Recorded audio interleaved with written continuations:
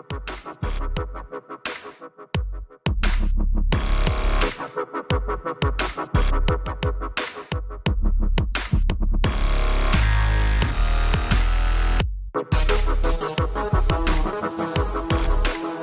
by the sound of violence. Cowboy, you know, he's Hall of Fame anyway. He's not knowing what money is makes him a company guy because he can pay him whatever, and he's just happy that he can be as transphobic and as homophobic. And I heard some comedian say something that I liked. He goes, "I'm not gonna give the guy a hard time for being homophobic. Maybe he's had experiences, you know, with homosexuals that that he should be afraid." He actually pulls it out, and it gets funnier after that. I don't remember the whole routine. I don't even remember who the comedian is. There's so many of them now on Instagram TV that it's hard to keep track. But like, if we always want to analyze it the next day based on how the drug made us feel, I would venture a guess that many people are having a moment of clarity. You gotta have where the clouds clear for a bit, and you look up and you see the sun, and you go, "What the fuck am I doing with my Saturday night?"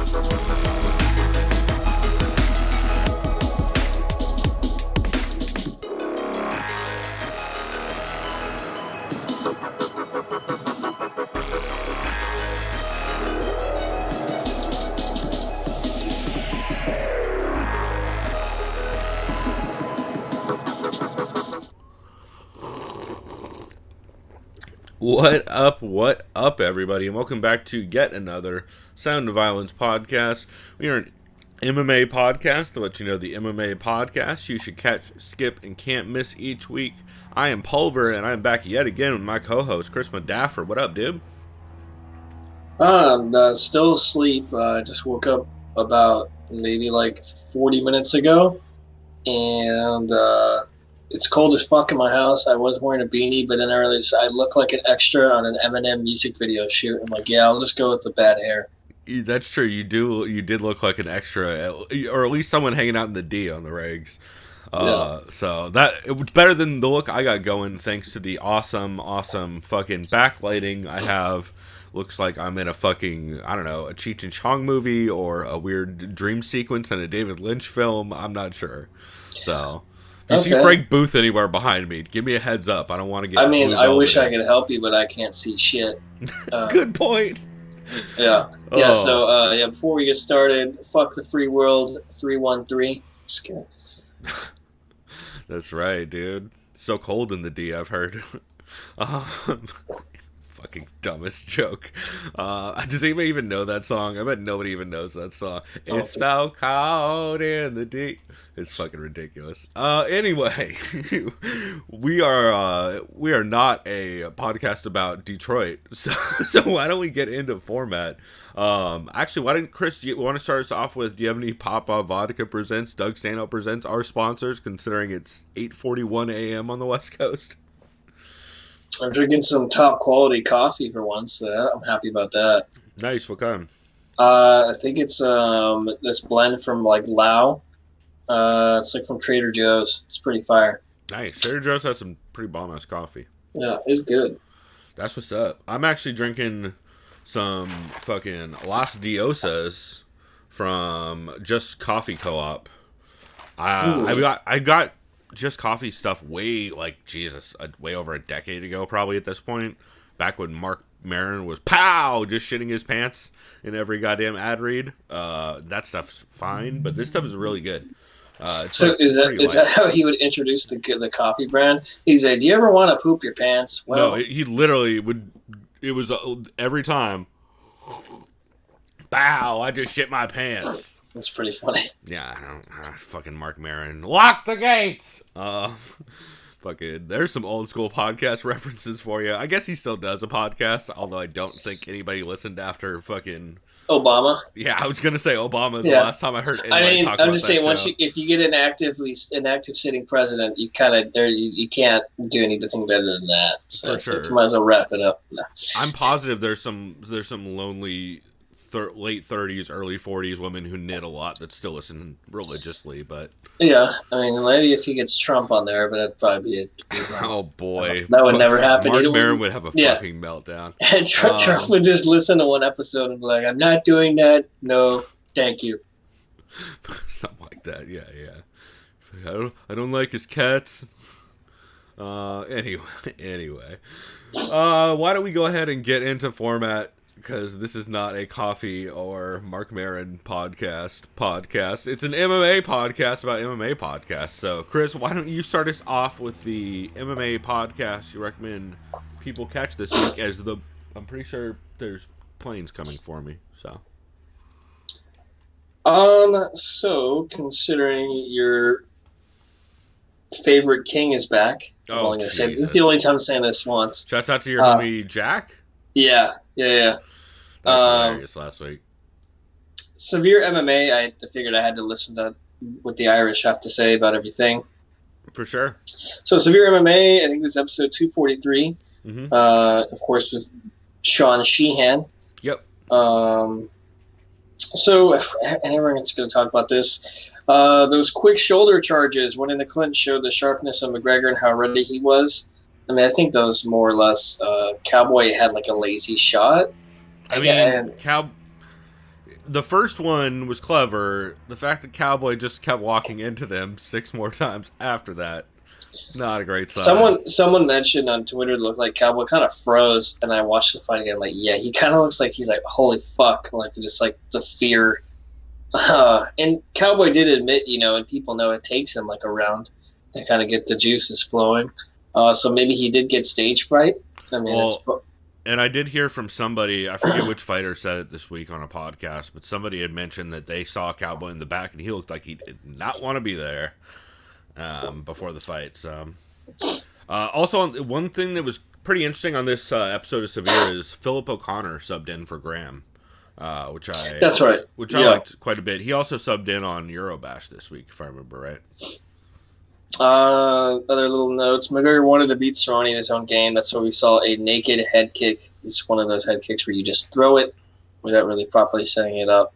And yeah, sometimes those are the strikes that catch people clean. And just to kind of surmise what happened in this fight, to me it looked like Cowboy just wasn't ready at all. I mean, I'll give absolute credit to McGregor. He did what he did. He went out fucking guns blazing. 8,000 RPM, right? Yeah. Unfortunately, Cowboy also went out and did what he does. Yeah. I think we said before. I think I had second round TKO, and I think you told me first round TKO for Connor. Well, I think officially my pick on the show, even though I didn't really have a pick, if you look at our official scorecard thing, but I think your real pick, yeah. Well, yeah, but I can't. Your real pick was Connor first round TKO. It's okay. Yeah, but it's okay. But no, because I don't pick Irish sports stars until they get cleared or until charges or until investigations are over. Yeah, well, he's in the fucking octagon, so you got to make your pick. Anyways, you were absolutely. Do I though? Do we have to?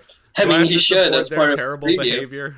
That's part of that's fucking outside the octagon, man. That's his own problem. I'm talking about when they're in the octagon. Make your choice. That was your pick. You got it right. We don't know that he didn't. Never mind. I'm not going to make that joke. Yeah, we could. I'm more than happy to discuss that at another time. But he was in the fight card. I'm just doing my thing. I'm just picking the fight. It's fair. I'm just a fucking contrarian asshole. We know. Yeah, but hey, you got the pick right. Congrats. No, I didn't. But yeah, you look good. Yeah, they just talked about his game plan was executed. Yeah, he did what he had to do.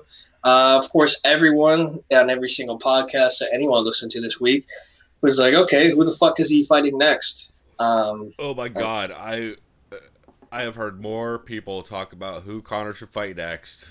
Yeah. It feels like last year where we're like, oh, we're going to talk about all these fantasy bookings that no one ever cares to see or wants to see, but we're just going to talk about Manny Pacquiao like anyone gives a fuck.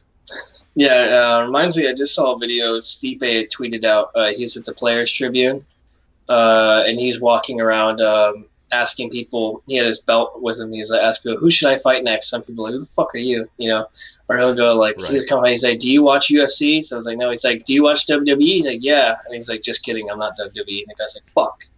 But it's like, then again, if you said you watch WWE, you would know that Stipe's not in WWE. Of course, most people, by the way, I feel like Stipe looks like a lot of fucking NXT dudes. and he sounds like he could be in the WWE. Yeah, well, yeah, he would have to have a manager for sure, because that dude cannot talk. But yeah, what's the fucking thing with the ladder, Money in the Bank? sure, dude. What's that thing called? You know when they climb the ladder? I mean, there's lots of things where they climb. I just remember it from the video games, dude. That shit was fun. I still have WrestleMania 2000 on my N64. That's actually a solid one.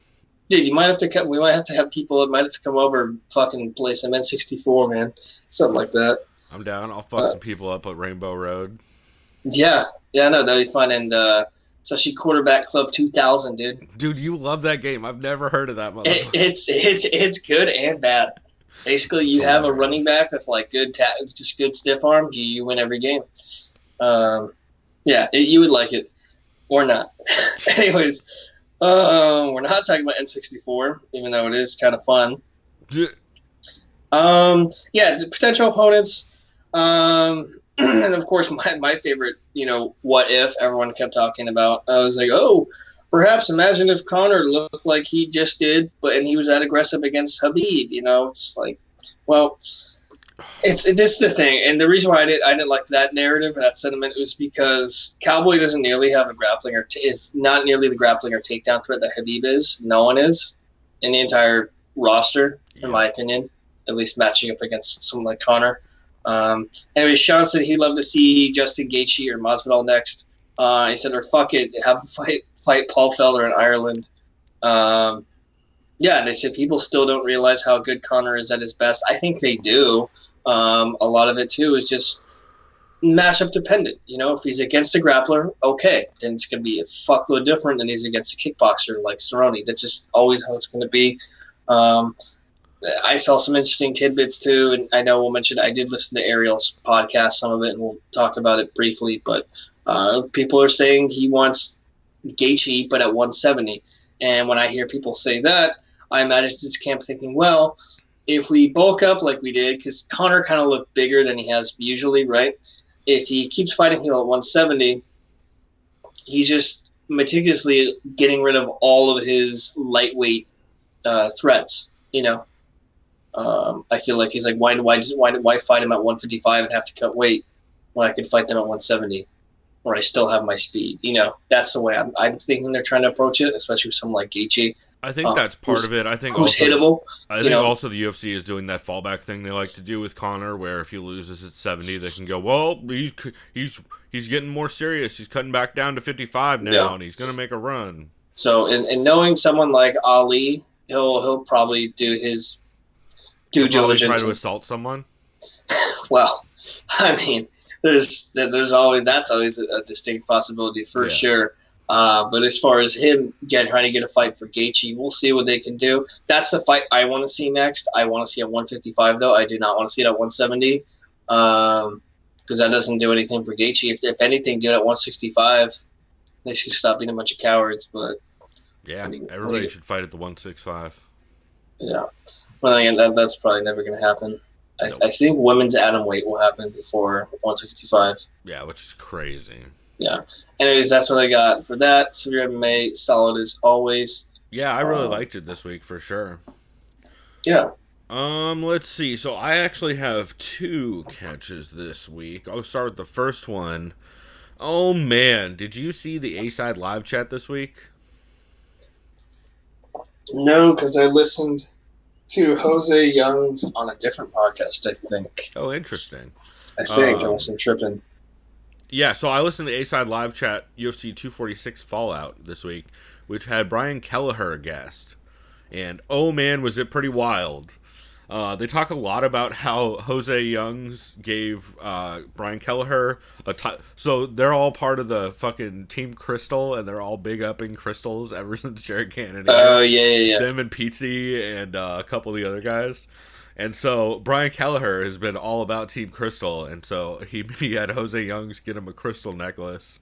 and it was supposed to be some fucking, I think it was Tiger's Eye, which is supposed to be like increase your option or opportunities to gain wealth or whatever. And turns out Brian Kelleher not only bumped to the main card of a Conor pay-per-view, but also got the $50,000 bonus for the sub. And you know what? Yeah. You should tweet at Jared Cannonier. Dude, yeah, no, they're Thank already you. Cannonier is Team Crystal like a mother. He's the OG of Team Crystal. But yeah, it's just ridiculous. But it's always cool hearing Brian Kelleher come on podcast because he's such a fight fan. Like, dude watches everything. So He's Whitey Mouse, right? exactly, yeah, AKA the best rapper in the UFC. Yeah, by I remember far. he had because he has like that similar kind of expression that Demetrius Johnson has when they fight. You know, they have like their arms stretched out and like screaming as loud as they can. Well, they also have like the big head, little body thing going. Yeah, you know, I remember I had a bunch. Or no, you saw Dwayne was there. I remember I was explaining to Dwayne. He's like, "Who's this guy?" I'm like, "It's Whitey Mouse." He's like, "Oh yeah, I can see that." For sure. But yeah, it was just a really solid episode. They talk a lot about like Cowboy. Oh, you know what? It was Brian Kelleher who said that he saw Cowboy warm up and looking like he just didn't want to be there in the back. I mean, yeah, and I know pretty much every fighter has nerves. Cowboys, he's been outspoken about it, and a lot of people Yeah. talk about how much Cowboy before every fight is like, I don't want to ever fucking do this again. Every fight. Evidently, it's a thing him and the Wink Camp used to go through every fucking fight. So Yeah, I think it's just natural. I remember someone on Reddit was talking. PSP was like that. Yeah, someone on Reddit talked about. They're like, yeah, I had a bunch of AMI fights, never went pro, and they said I actually just did my first stand up comedy gig, and they said it was like worse than going out for a fight. I was like, it's just like, it's all perspective. It's all how you're prepared, and it's mostly how you're not prepared is really what it comes down to half the time. Right. Are there some fighters that are calm and collected by now? Probably, but I noticed one fighter that looks nervous as fuck too every time it's John Jones, and that guy's a goddamn world beater. Some people are just shit-eating wild men though who don't give a fuck. That too. Yeah, if we think about it, I'm trying to think who always looked kind of like. I'm pretty sure Crazy Horse Bennett's one of those dudes who doesn't give a fuck. Yeah, like Connor looked like that dude's always like Tyron Woodley is a big. Him and Aldo are big examples. So like every time they're knocked down, they're like fuck. Yeah, it's like I'm trying to think. There was somebody in particular who just like sleeps before every fight, and they're like fucking fine. They don't give a shit. No, I think there is someone. They literally Somebody they was don't just even warm talking up. They about just it. I take a forget power who. nap. Yeah. Fuck, I want to find out who that is. 'Cause, dude, that's actually a really good idea. It's like, what are you gonna do? You're gonna wake up. That could backfire on you though too. Probably not. Yeah. I don't know. What the fuck? I'm not a goddamn professional cage fighter, so. Yeah, shocking. By the way, spoiler alert, guys. Chris hasn't fought in a cage. Yeah. He's no Richard Hunter. Yeah, right. Isn't that funny? The cage fighter is such like an old kind of taboo term now. For sure. I mean, it's just so. Yeah, it's just. Well, it's old human school. cockfighting, bro. If we're gonna be honest. Yeah, rest in peace, Mr. T-Rex, man. 100%. Anyway, they also talk about some recent fight announcements on that card, on that show, which is cool. They talk about how Kevin Lee is just asking for all of the fucking hardest fights. I like it though. Yeah, it's great, but it's wild. Like, I forget where he's fighting. I forget who he's fighting next. Kevin Lee. Oh, he's fighting Charles Happy Meal.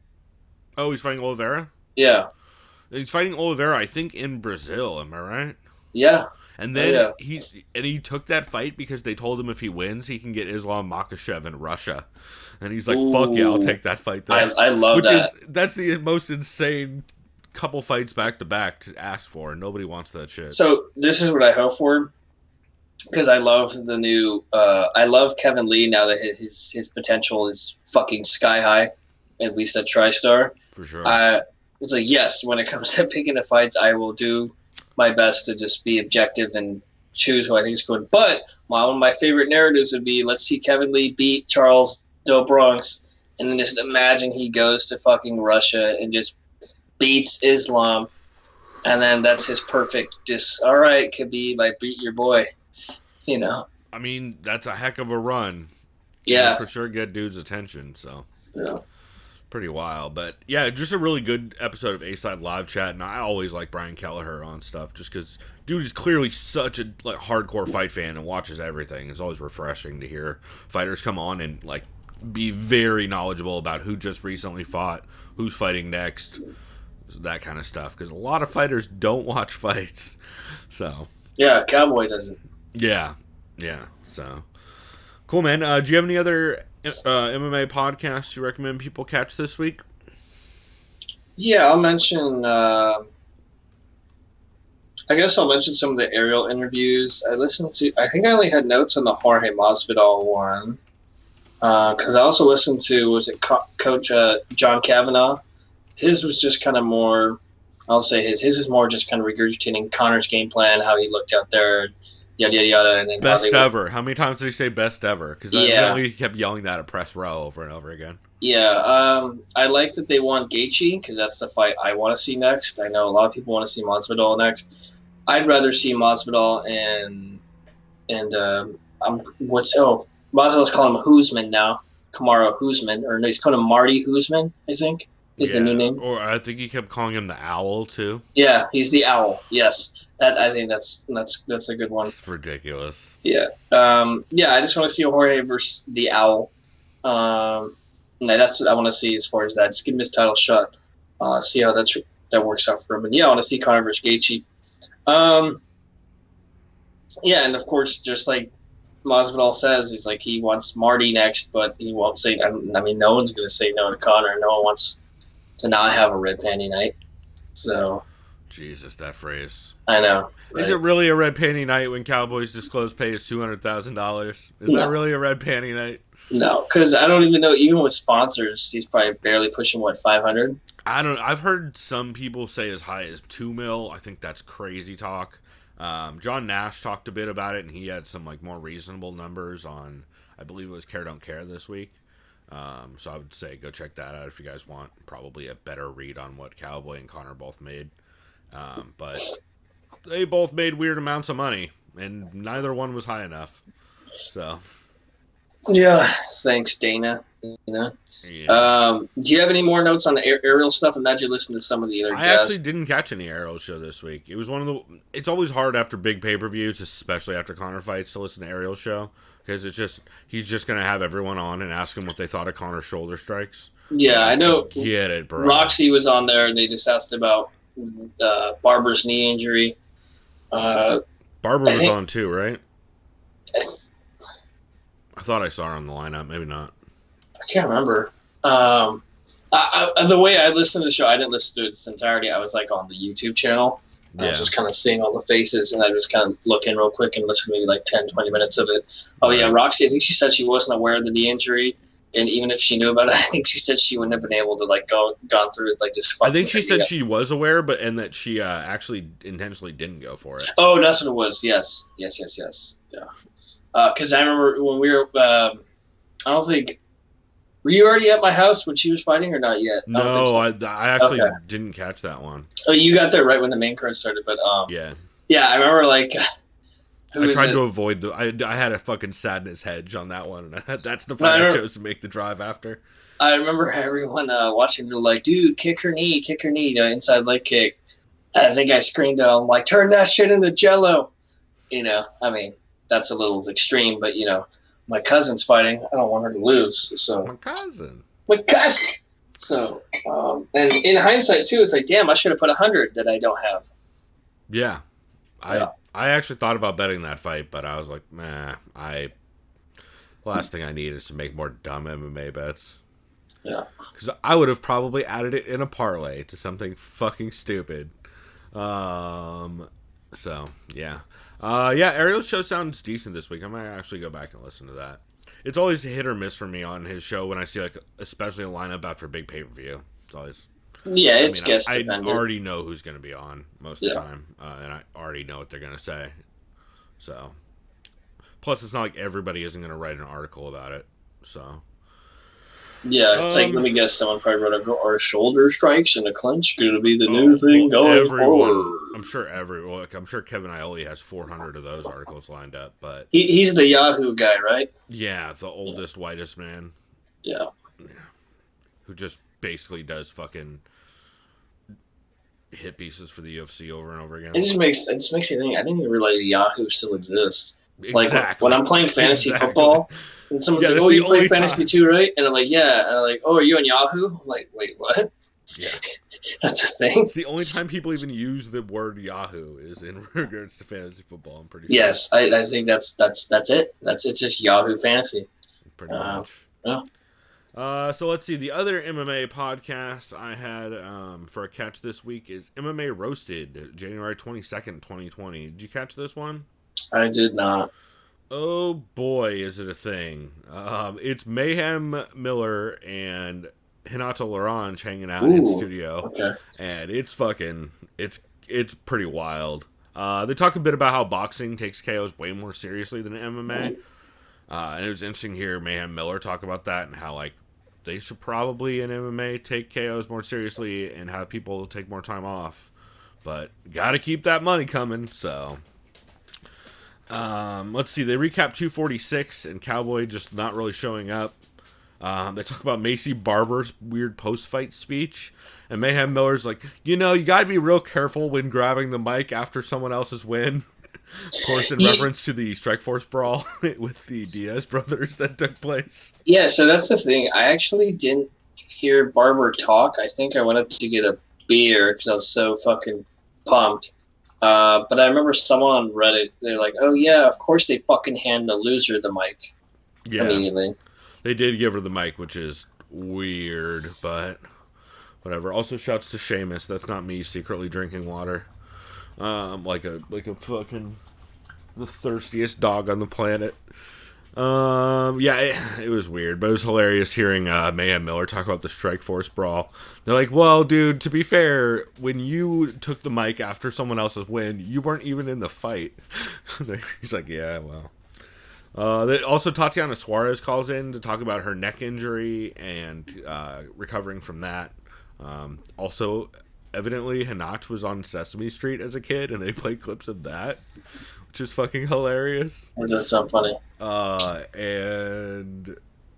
also previewed the Bellator card. Just a really solid episode, and I mean, if you picture an episode of a podcast with Mayhem Miller and Hinato Larange, you pretty much got it.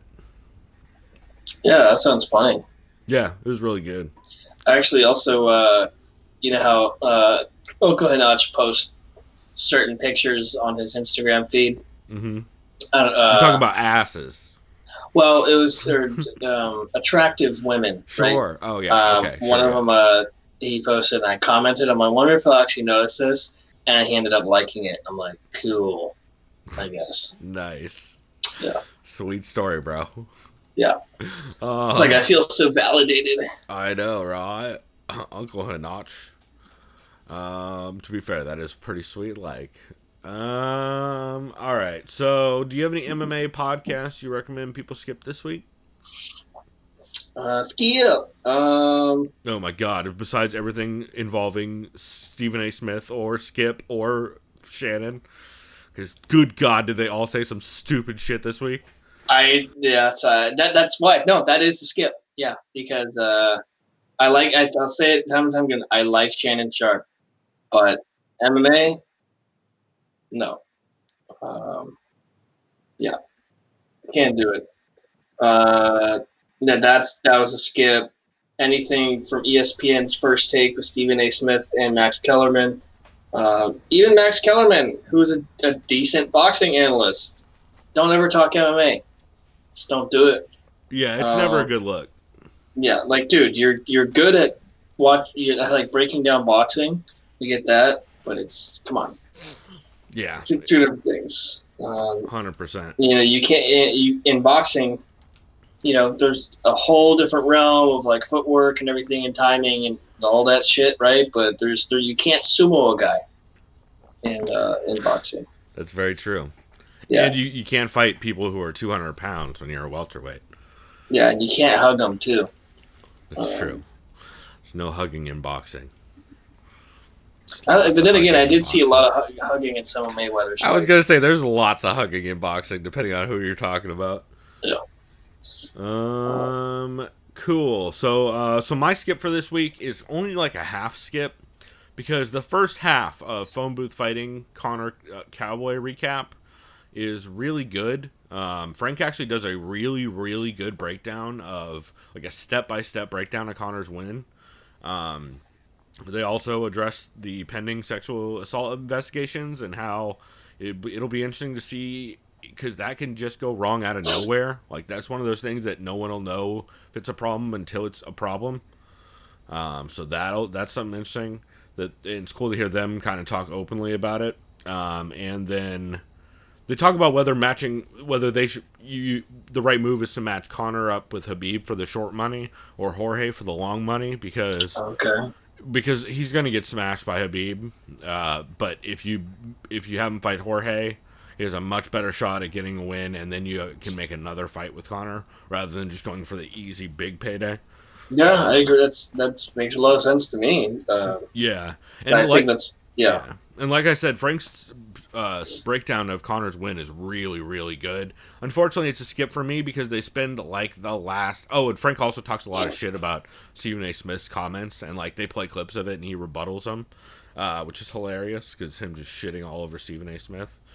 What out of curiosity, even though what did Stephen A. Smith say that was so? He just said like and Cowboy yes, that's quit. his fucking job. But so what did he say? Just like Cowboy quit and like yeah. Yeah, sure. I'd quit too after getting kicked right in the fucking head. Right. Not knowing I am. Yeah, that's the thing. It's like, yeah, dude just had no idea what he was talking about. But the reason this is a skip for me, the phone booth fighting episode, because it's just really politics heavy for like the last hour. Just talking about like Iran and fucking wonderful like policies and like I don't give a fuck. Yeah, hey, so everyone, I'm looking into the camera. We're gonna talk about the coronavirus outbreak in China. No, we're not. There we go. Got that out of the way. Oh, dog, there's about to be a corona outbreak in my fridge. Yeah, right. This whole some stupid fucking thing where it's like Justin Bieber has Lyme's disease currently. It goes well with coronavirus. Yeah, imagine if he got corona. He'd be the person with corona with Lyme's disease. Fucking, that's the dumbest goddamn shit. That's so fucking stupid. Anyway, speaking of which, Corona's terrible. It's a bad beer. It's already a virus. Speaking of which, goddamn. what's behind me? Oh, yeah. And it's a light sign. Who drinks Corona light? Not me. It's like watered down fucking High Life. Yeah. Oh my god. Oh boy. Shouts out to Super Skunky Beers. Anyway.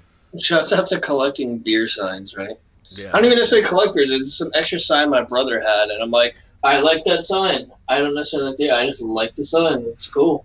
Yeah. And it acts as a mirror. Yeah, there you go. Also, shouts out to our YouTube channel. You guys can see the Corona sign if you go there. Cool. Well, let's keep on moving on. Hopefully, Seamus comes the fuck back inside soon so I can cut down the outside noise. But maybe he just ran away forever and I'll never see him again.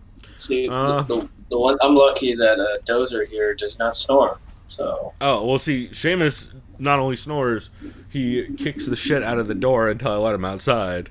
And so now he's outside fucking meandering. Let's see. So do you have any can't miss MMA podcasts for this week? Yeah, for me it's going to be, and it's weird, I didn't realize I haven't listened to these guys in, I don't know how long, Co-Main Event. Oh, wow.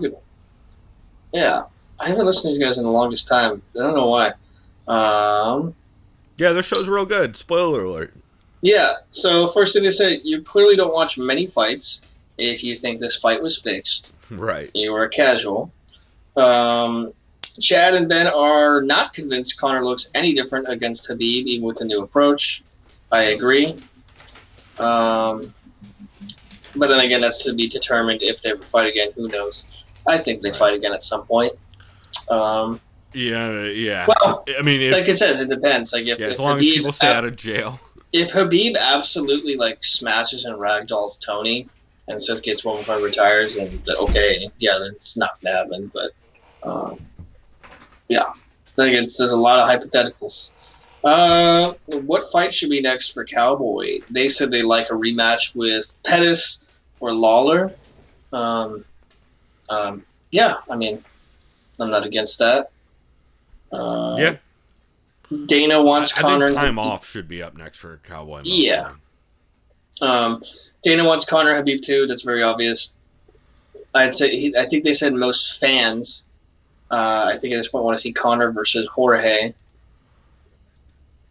I don't even know if I necessarily want to see that, to be honest.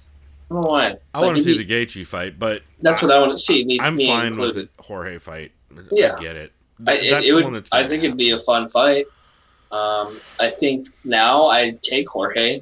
I don't think initially. I think he would have beat the brakes off of Connor. At this point now, I think it's definitely a little competitive for sure. He's got to look out for those shoulder strikes, obviously. Yeah, right. I mean, he only trains at ATT. I think it's amazing that Connor spent a significant amount of the last year working on shoulder strikes. I find that very, very amusing. Yeah, he should have just said, "I hit him like a Mack truck because I'm the Mac," or just. I'm surprised no one said anything dumb like that. I'm sure people have done it so many times at this point that. No. All right, let me get this going. Holly vastly improved her grappling. They said Holm had picked up the mantle of Rousey, but ran with it poorly. She had the potential, but she's just frustrating to watch. That's a good point. Yep. I mean, after she decimated Ronda, it's like, oh fuck, this chick is for real. And she, to be fair, on her part, she was on her way to defending her belt against Miesha Tate, but sometimes you just can't defend a rear naked choke. Yeah, sometimes you just get caught. Yeah, sometimes you go punching air. Yeah, but they're just frustrated. They said she honestly should be putting opponents away, but there's just no urgency. Yeah, I agree. Well, and her leaf blower kickboxing, as I believe Connor Rebush calls it, does not lend to a lot of knockouts. Yeah. She beats the shit out of the air in front of people, though. Yes, lots of shushes. Yeah. They think They said Pettis changes weight classes more than Jonah Hill. What's next for him? I don't know.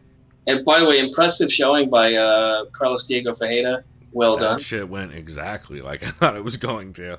Fucking Fortis MMA game planning is. Yeah, I think I chose him as well because you kind of convinced me. Not even convinced me. I knew who Carlos Diego Ferreira was, but I forgot he was that good. Yeah, well, I mean, the way to beat Pettis is to break him down, work behind a jab, and pressure him. And then if you also have better grappling, it makes for a long goddamn night for Anthony Pettis. Macy Barber knee injury talk. They said the matchmakers clearly had the intention of Barber running through Roxanne, and now she's out for 9 months. So, yeah, but haven't you heard Bucky Barber says she's never lost a second of a fight? And that's what's funny. Like I imagine that's what her dad's name would be, and I am not disappointed. 100%, right? That is hilarious. Yeah. So I think of Bucky. I think of either Bucky Lasik, the pro skateboarder. I think of Bucky from Marvel, the Captain America's homeboy. Or I think of fucking that shitty movie Nick Swartzen was in that got like 0% Rotten Tomatoes. So yeah, Bucky. Shouts to Bucky Lasik, who him and Andy Donald. I think it's McDonald. Yeah. Anyway, two very, very nice dudes who are always up in Claremont skating at the park. Oh, really? Kid. Oh, nice. Yeah, super nice guys. However, is Bucky Lasik from San Diego, or is he just kind of in the area? I think he was just in the area. I mean, you would always see guys that came down from like L.A. and a lot of people would go to Tony's house and then go down to. I was gonna say Tony Hawk is from San Diego, so there's probably. I mean, specifically he's in Carlsbad now. Yeah, but yeah. Carlsbad. Yeah. But I remember growing up in Tirasana, dude, Tony Hawk went to school here in Tirasana, he grew up here. I'm like, okay. I'm not a skater, so sure. Yeah, and then lastly, they said, how does Luke Rockhold get model gigs while Drew Dober doesn't? Go check out Drew Dober's Instagram page. And I did. I'm like, yeah, this dude should definitely be a model, like 100%. Like, I'm not even kidding. 100%. Him and Makwan Amir Khani are like right side by side for looking like they belong in suits all the time. Yeah. So Drew Dober, go get that fucking bread, right? That's right. I think Alan Joban, I imagine, still gets his Versace bread. So. Yeah. He's just kicking with Migos all the time now. Really, is that a thing? No. They have a song called Versace. Oh yeah. See, I thought for a second I'm pretty sure the Migos and Alan Joban would not be simpatico. Yeah, no. That just reminds me. Didn't Dylan Dennis say that one time? That fucking idiot. He's like, oh, I'm hanging out with rappers at the Knicks game and the Migos. It's like, okay. I mean, sure. Yeah. Yeah. I'm fucking Dylan Dennis. That dude, I'm so tired of. Oh my god, Andy Dick's not even fighting this weekend when he was supposed to be. Ugh. Yeah, so dude, go wear your blind lady grandma glasses. Yeah, those are great. Jesus Christ, you know that dude drives a minivan. All right. So, for my can't miss this week, to keep on moving on, since Dylan Dennis almost shut down the whole show, and that wax pen did not help things. So, I actually have 2 can't miss episodes, the first of which is Coast to Coast Combat Hour, The King is Back. This is the show hosted by Ed Carbazal and Matt Hawkins, who you guys may know from the MMA community forums if you're ever on there. Super nice guys. And they had Nolan King on as a guest. When they say the King is back, it's Nolan King. It's not your boy. So I always enjoy hearing Nolan King on shows, and this is just a really great episode of their show. They talk about being pretty impressed by Conor's win, despite expecting him to beat Cowboy handedly. They talk a lot about the terrible Stephen A. Smith commentary, and they, of course, discuss what's next for Conor. They bring up an interesting point, which is that the Vegas Commission should have allowed the Gedalia fight to go on, because the only reason why they were more than 3 pounds separate is because Gedalia kept cutting weight. Like, if anyone would have gone over and told Gedalia, like, hey, if you drink a glass of water, you can have this fight, that's right. then she would have absolutely done it. So it's kind of fucked up that they allowed her to keep cutting the weight and then determined that the fight can't happen because they were 5 pounds different or 5.5 or whatever. So thought that was an interesting point, and yeah, Gedalia's come out a bunch this week and been super bummed about it, so it's unfortunate to see, and it's good to see Alexa Grasso's moving up, because that needed to happen. So they also do a really good preview of the Bellator 238 card, which was hilarious, because there's a couple people with the last name King on the card, so of course Nolan King's like, I try not to be biased, but I'm rooting for the Kings in this card, although I have a feeling, since they're both fighting giant favorites in Bellator, that the Kings might not come out on top here. That's pretty funny. Yeah, it's pretty good. They also talk about how Pettis is fighting a Tverdian student for his first fight, so that's going to be interesting. Ooh. And they talk a little bit about the CBS Showtime merger and how that can possibly affect Bellator in the future. Because evidently Steven Espinosa is going to be basically the head for Bellator that is oversees Scott Coker and everybody. Which Steven Espinosa, you guys would know from the Showtime Maymax stuff. That's right, that guy. He's the the Fulkin Rat, I believe. I say, didn't Connor call like a weasel? It was a weasel. That's what it was. Yeah. That was pretty entertaining to see that guy's reaction. He was like, "Did you guys call me a weasel?" He's clearly like a sleazy exec. Yeah, like, no, I remember he called it to his face, and the guy's just standing there taking it. So to be fair, TV execs are notoriously the sleaziest people on the planet. Shouts to Campbell McLaren for the co-creator of the UFC, meaning they came to him with all of the parts, and he's like, "Yeah, I'll put that on TV."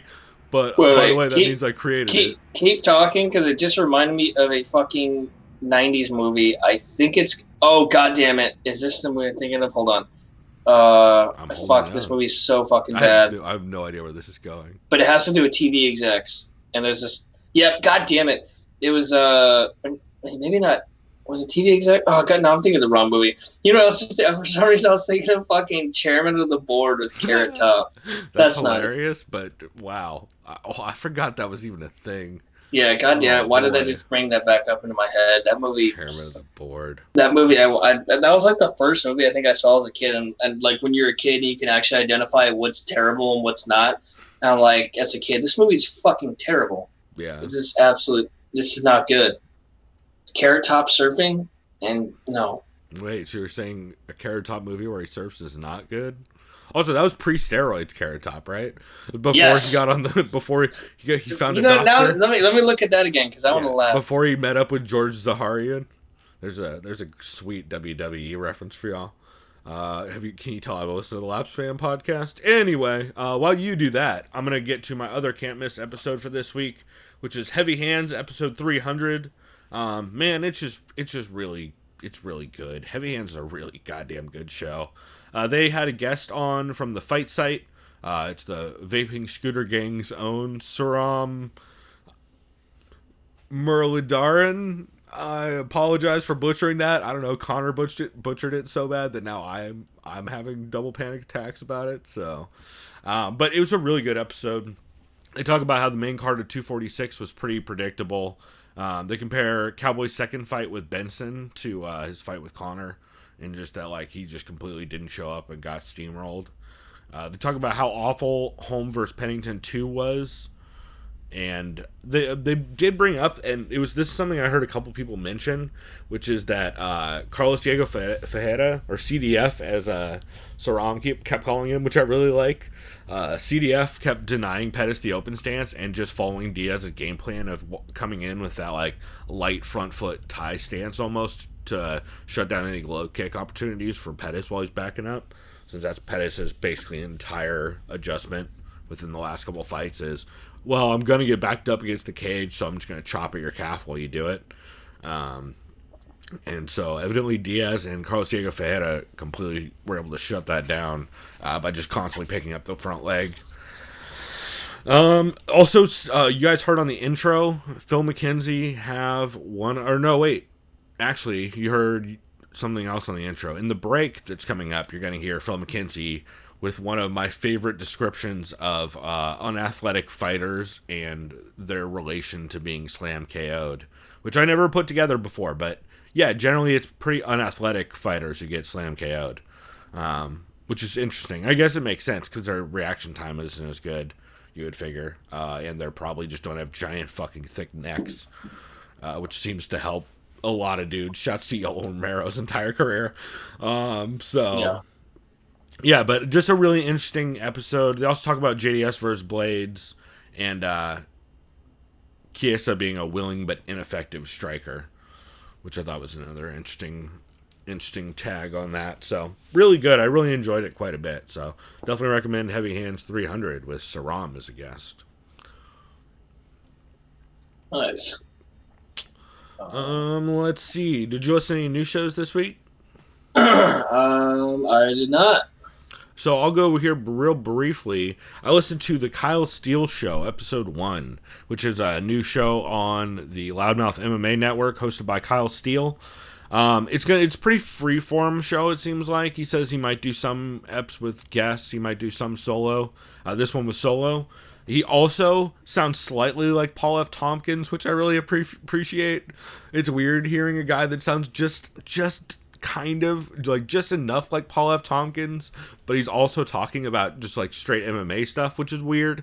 It's kind of like how the dude on the Hammer MMA sounds a little bit like Neil deGrasse Tyson. Oh yeah. So whenever he talks about MMA, it's always kind of funny. And I don't know, I like it. I like Kyle Steele. He's been on I've heard him on some of the Loudmouth MMA stuff, like Not Around the Cage, Between the Links, and I liked it quite a bit on that. He talks about how stacked UFC 245 was, but it drew 3,000 less people, even though it had three title fights on it in comparison to 246, which was some interesting stats that I didn't hear anywhere else. He also talks a bit about Conor being the only draw on the card by far and it getting such crazy numbers. And he talks about how people kind of are blowing off Conor beating Cerrone more than they should because of how the way he did it was so impressive. So just some interesting talking points. I'm curious to see how that show's going to grow going forward. And it covered a lot of stuff too. He kind of went all over the place, which I enjoyed. But I'm enjoying it, and I like Kyle Steele, so I recommend checking it out.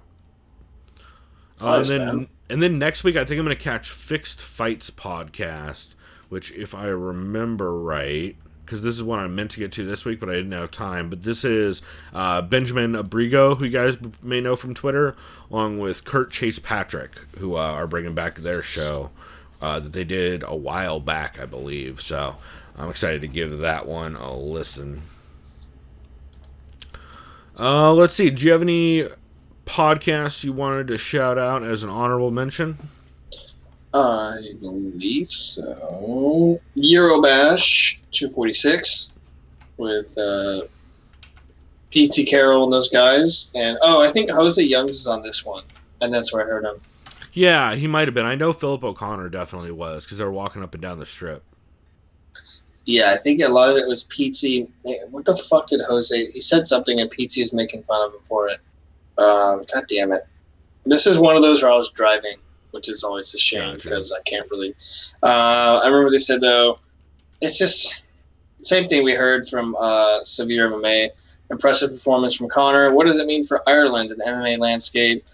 Connor's personal life, okay, sure. Maybe there's a redemption or personality change coming. I would hope so then I don't have to hear about the bullshit stuff outside the octagon because I'm tired of hearing about that. I just want to see him fight. That's just a fight fan, me saying that. So, yes, please, go on your little redemption arc, whatever the fuck it is you have to do. Be so nice. I can actually like you. And then they said, what's next for Connor? And they said it's either... They said, well, people talk Jorge. It's probably either Habib, Nate Diaz, and I groan when I say this, Floyd or Manny. Like, fuck off. Yeah. Like, oh, God.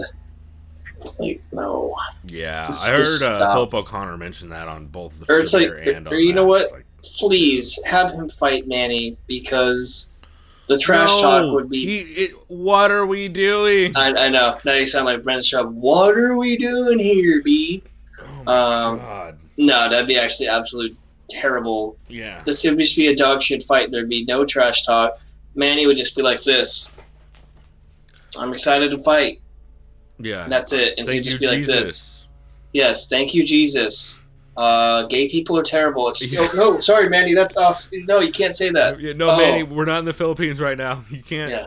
Oh, sorry. Yeah, he really and doesn't then like Manny, gay people. then Manny, you know what? Maybe he will get the fight since Connor's coming off a dude who constantly said horrible things about gay people and transgendered people. Maybe he'll go 2 for 2 on that. Sure. Either way, yeah. If that fight ever happens, Manny would absolutely murder Connor in the first round because he's like, I'm not Floyd. I don't want to mess around. So yeah, sure. But no, that fight's not going to happen. But then I say that, so fuck me, whatever. Yeah. You're part of the problem, Chris. Evidently, right? Is there any other ones you wanted to shout out? I think that's all I had. Sweet. I've got a couple. On our intro, you guys heard the clip from Eugene S. Robinson on the Eugene S. Robinson Show Stomper V97. I always find it interesting when he does the look back on the weekend, how did the drug make us feel kind of thing. And I thought that was an interesting way to phrase it. So that's why I picked that for the intro. Protect Your Neck, episode 167, I really enjoyed. I'm evidently Dan Tom, and he had kind of hinted about this on a previous episode, that he was thinking about putting the show on hiatus for a while. But evidently a handful of people reached out to him. I mean, I know we talked about it at his show recently, and it was basically our number 11 MMA podcast of the year. It was right on the edge. So I'm glad to hear that he is going to keep doing that going forward. He said, since people reached out, it kind of gave him more motivation to keep doing it. So I'm really excited to hear that because I love that dude in his show. I always find it interesting. Plus, how else am I going to hear cool stories about his Hawaiian grandma and her crazy fucking bookmaking / airplane ventures? I just enjoy that shit. Was he the one whose grandma, didn't she have a den in her in her house? Yeah, she was a straight up bookie. Like, Yeah. And then also, evidently, well, I think he said his grandpa on his other parents' side was like, I don't want to mix up stories. Anyway, dude's got some crazy stories. But yeah, Protecting Neck, episode 167. Really good recap of UFC 246, and then great breakdowns of Bellator 238 and the UFC Rally card this weekend. He also had a kind of as an interesting discussion about Rich Chow matchmaking and how, while it can be troublesome, sometimes we overplay the one-sidedness of it, which is fair. Fights Gone By, episode 191 was really good. Just a really solid Jack Black episode, and why everyone's an idiot if they think the fight was fixed. Oh, great. Yeah, it's real solid. Let's see. The Man and the Myth UFC Rally was really good. They talk about all kinds of stuff. They basically compare the UFC and the Bellator card this weekend and talk about who they think has the better one. Spoiler alert, it's definitely fucking Bellator. They also talk a bit about Cyborg's chance to win her 4th belt in her 4th organization, which is pretty wild. And they talk about a video that I believe it was Sean saw, where Frank Mir does the Heart Attack Grill Challenge at the Heart Attack Grill in Vegas. In Fremont, yeah. Fuck that. Yeah, no. But yeah, that's the one where outside of the grill they have a massive scale, and if you weigh over 300 pounds, I think you get to eat for free. Yeah, it's ridiculous. That whole fucking place. That place is great to like look inside, be like, ha, that's ridiculous, and then go grab pizza at Pizza Rock, like right down the street, which is way fucking better. Yeah. Pizza Rock is fire, by the way. And shouts to Fremont Street. I like Fremont Street so much better than the Strip for a whole bunch of reasons. Yes, there are many reasons. It is fucking, and most of them are the meth heads fist fighting in the middle of Fremont, so, which is which happens a lot more than you think it would. I remember when I was there, like, I guess it's coming up on 2 years, but yeah, I remember his first thing someone does, this dude who just looks just cracked the fuck out, just goes at me, he's like, bro, I got that fish scale. Like, all like, whoa, okay, going over here. Yeah. Also, that is an aggressive way to sell coke, is to call it fish scale, because yes, that is a very unique user base you are getting if people who would say yes to that. Oh, yeah. Man. I mean, I get it, but like also the people on Fremont Street are probably looking for meth, not fish scale coke. So. Yeah. I want to be like, dude, I think you're already good, so I'm gonna go over here. Jesus. All right, so some other podcasts that were really good. Well, I was there for a couple minutes. We got it going. Okay. All right. So, like I was saying, just a second ago, that before none of those problems ever happened. Well, actually, with Ant Evans was really good. Ant Evans, former UFC employee and current writer, he also wrote the book with Bisping, which was very solid. And yeah, it was just a really good episode. Well, actually, with Fernanda. Let's see. MMA Vivisection for UFC Rally was really good. Just very solid Vivisection episode. Coffee Talk, UFC 246 with Esther, Casey, Jose Youngs, and Pizzi. It's really solid. They talk a lot about whether they feel like Connor's back and how much damage Cowboy has taken recently. Yeah, didn't the UFC or ESPN put out like a fucking chart of like Cowboy's injuries? Yeah, it's ridiculous. Yeah. And there's quite a bit of talk about Team Crystal in that episode as well. Okay. Off the Cuff, episode 2 was really solid with Craig, Kyle Steele, and Drake Riggs. I combined like 3 different names just then. But Drake Riggs is on there. Really solid episode. Talk UFC 246 and give letter grades for the card.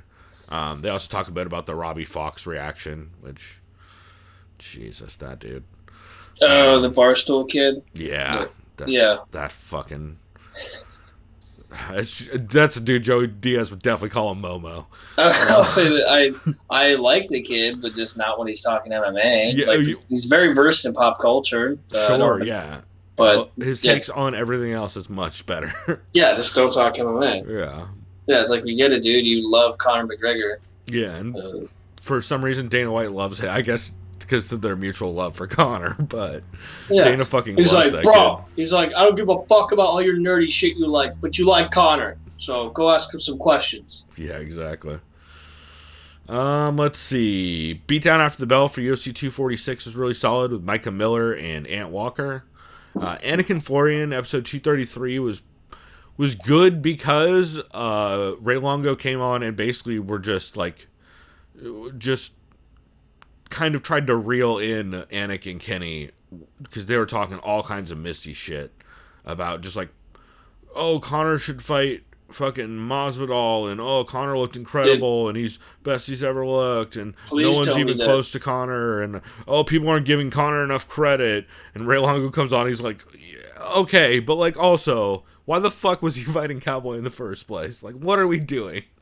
Yeah, I was saying, to me, he almost, when he's like kind of just saying it as it is, he almost sounds like an Andrew Dice Clay. Yeah. Like, what the fuck we talking about here?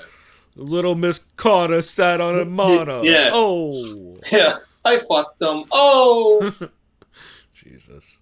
Careful. Cowboy will yell the F word at you if you say shit like that. Oh, right. Yeah. He's stuck in the fucking 60s. Not a good look. Yeah. And the last one is not necessarily MMA related, but Warman Kick Fighting Show, episode 306, is really, really good. Stephen Warman Wright, who is, of course, former striking coach of Johnny Hendricks and just all-around bad motherfucker, and super knowledgeable kickboxing coach.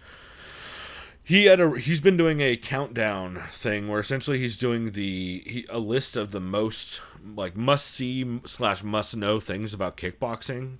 And so I think this was 20 through 10, and I think next week he's doing 10 through 1. But it's just really cool. It's like everything from walkouts to fighters to fights to KOs, just like cool shit that happened in kickboxing that you should know about. So pretty rad, and I highly recommend checking that out. Cool, man. Did you have any well-rounded stuff you wanted to shout out this week that's not MMA related? I did listen to. I always listen to your boy Billy Freckles. Billy fucking Bud, dude. Yeah, this guy, he considers a legendary comic in the Boston area, Don Gavin. That was pretty interesting hearing that guy's stories. Listen to something else. I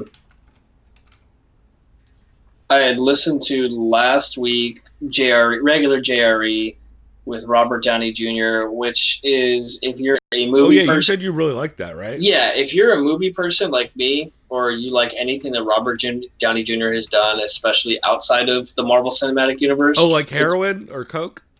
Well, I'm only going to go there. But maybe stuff like Kiss Kiss Bang Bang, or like Zodiac, so Scanner Darkly, shit like that, or even Chaplin. Scanner Darkly, there's one I always forget about. Yeah, that's a weird movie, but of course the obvious one, Tropic Thunder. Joe's like, could that movie be made today? And I remember Robert Downey Jr.'s like, it could, but it would be not a good idea. So it would be what the kids refer to as problematic. Yeah. So yeah, he and I just remember he detailed the amount of pressure he initially had. When accepting that role, he's like, yeah, my wife was like, well, it's going to work or it's not. So good luck. And yeah, he got nominated for an Oscar because of it. And that's actually one of my favorite comedies. I fucking love that movie. So nice. Yeah. Let's see. The only couple I have that are not MMA related to things I wanted to shout out is Abandoned, the YouTube series by Bright Sun Films. Is really good. It's this dude who's basically just doing short documentary style pieces on just places that have been abandoned, like sometimes it's buildings, sometimes it's like resorts.